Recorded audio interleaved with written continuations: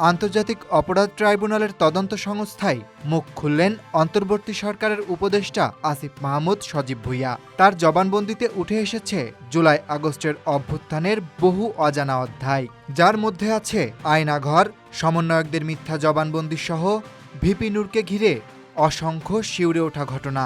জুলাই আগস্টের আন্দোলনে নেতৃত্ব দিয়ে আলোচনায় আসেন আসিফ মাহমুদ সজীব ভুঁইয়া। এরপর অন্তর্বর্তী সরকারের উপদেষ্টা হিসেবে দায়িত্ব পান তিনি। 1 বছরের রাজনৈতিক যাত্রায় তাকে ঘিরে যেমন ছিল প্রশংসা, তেমনই ছিল সমালোচনা। তার সহযোদ্ধা নাহিদ ইসলাম পদত্যাগ করে নতুন রাজনৈতিক দলে যোগ দিলেও আসিফ আজও সরকারের একাধিক মন্ত্রণালয়ের দায়িত্ব সামলাচ্ছেন। 12 আগস্ট আন্তর্জাতিক অপরাধ ট্রাইব্যুনালের তদন্ত সংস্থার সামনে হাজির হয়ে আসিফ তুলে ধরেন আন্দোলনের নেপথ্যের রোমহর্ষক সব অভিজ্ঞতা ও অজানা তথ্য। তিনি জানান, আন্দোলনের সময় ডিবি কার্যালয়ে শেখ হাসিনা ও সাবেক স্বরাষ্ট্রমন্ত্রীকে দেখাবো বলে সমন্বয়কদের কাছ থেকে জোরপূর্বক ভিডিও বার্তা নেওয়া হয়েছিল। রাত ঘুমিয়ে পড়লে বিপদ হতে পারে ভেবে গুলশান থেকে স্থান পরিবর্তনের চেষ্টা করেছিলেন আসিফ। সে সময় হঠাৎই বিচ্ছিন্ন হয় ইন্টারনেট সংযোগ, আর যোগাযোগ সীমাবদ্ধ হয়ে যায় শুধু ফোন কলেই। পরে জানতে পারেন সেই সুযোগে ডিজিএফআই তার ফোন ট্র্যাক করে তাকে তুলে নেয়। একই রাতে গুম হন নাহিদ ইসলামও। আসিফ চোখ খুলে দেখেন তিনি এক অচেনা কক্ষে। পরবর্তীতে ক্যান্টনমেন্টের ভিতর ডিজিএফআই এর কথিত আয়নাঘর দেখার পর বুঝতে পারেন সেখানেই তাকে আটকে রাখা হয়েছিল।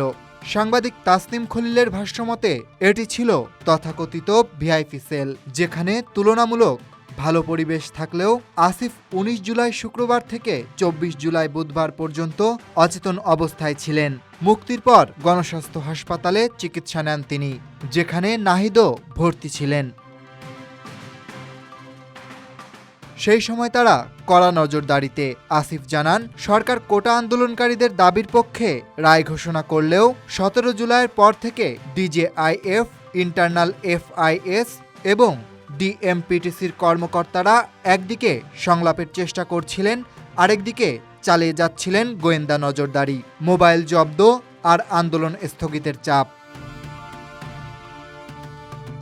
25 জুলাই ভিডিও বার্তা দিতে অস্বীকৃতি জানালে তাকে শারীরিকভাবে আঘাত করা হয়। পরদিন 26 জুলাই হাসপাতাল থেকে তুলে নিয়ে যাওয়া হয় ডিবি কার্যালয়ে, যেখানে 6 দিন ধরে আটক রেখে জোরপূর্বক ভিডিও স্টেটমেন্ট নেওয়া হয়। সেখানে রমনা জোনের ডিসি হুমায়ুন আন্দোলনকারীদের ও পরিবারের বিরুদ্ধে মামলা দেওয়ার হুমকি দেন। ঠিক সেখানেই ঘটে ভিপি নূরকে মারধরের ঘটনা। আন্দোলনের সময় 1 আগস্ট মুক্তি পেয়ে 3রা আগস্ট কেন্দ্রীয় শহীদ মিনারে উপস্থিত হন আসিফ মাহমুদ। সেই দিনই তিনি সরকার পদত্যাগের 1 দফা দাবি ঘোষণা করেন, যা বদলে দেয় আন্দোলনের গতি ও দৃশ্যপট। Desk report, Dhaka express.